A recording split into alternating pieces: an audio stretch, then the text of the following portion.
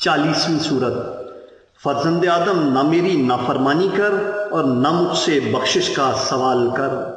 فرزند آدم خشوع و خضوع کے ساتھ میری عبادت کر، ورنہ میں تیرے دل کو فقیری سے، تیرے ہاتھوں کو سعی پیہم سے، تیرے بدن کو رنج و تعب سے اور تیرے سینے کو ہم و غم سے بھر دوں گا، اور پھر تیری دعا کو بھی قبول نہیں کروں گا، اور تیری دنیا کو تنگ کر دوں گا اور تیرے رزق کو کم کر دوں گا۔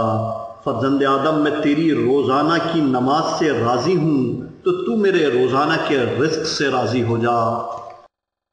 فرزند آدم ذرا ٹھہر جا کہ تیرا رزق طے شدہ ہے، اور حریص ہمیشہ محروم رہتا ہے، اور حاسد قابل مذمت ہوتا ہے، اور کوئی نعمت ہمیشہ رہنے والی نہیں ہے۔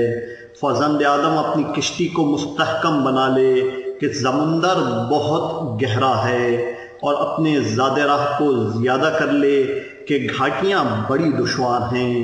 موسیٰ بندہ دنیا میں عمل کرتا ہے، اور جب موت کا وقت آ جاتا ہے تو اپنے گناہوں اور غلطیوں پر شرمندہ ہو کر واپسی کا تقاضا کرتا ہے، اور کہتا ہے خدایا ہمیں بصیرت عطا فرما اور دوبارہ واپس کر دے تاکہ ہم نیک عمل کریں اور ہم آخرت کا یقین رکھنے والے ہیں۔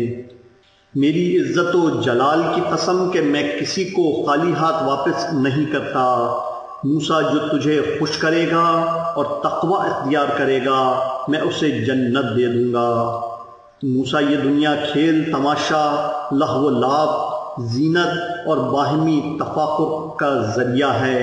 مومن کے لیے اس دنیا میں عبادت اور ہم و غم کے علاوہ کچھ نہیں ہے، اور آخرت میں جنت کے علاوہ کچھ نہیں ہے۔ موسیٰ قیامت کا دن بہت سخت ہے، جس دن نہ باپ بیٹے کے کام آنے والا ہے اور نہ بیٹا باپ کو کوئی فائدہ پہنچانے والا ہے۔ کتنے ہی ایسے فقیر ہیں جو دنیا میں اپنی محتاجی کو چھوڑ گئے اور آخرت کی طرف مشکور و مسرور ہو کر چلے گئے، اور کتنے ہی مالدار ایسے ہیں جنہوں نے اپنے مال کو دنیا میں چھوڑ دیا اور آخرت کی طرف فقیر و تنہا ہو کر چلے گئے، جہاں اپنے مال اور اعمال پر شرمندگی کے علاوہ کچھ ہاتھ نہ آیا۔ مال کو ورثے کے لیے چھوڑ گئے اور روز قیامت تک سخت ترین عذاب میں مبتلا ہو گئے، جہاں ہم نے ان کے اعمال کی بنا پر ان کے عذاب میں مسلسل اضافہ کر دیا۔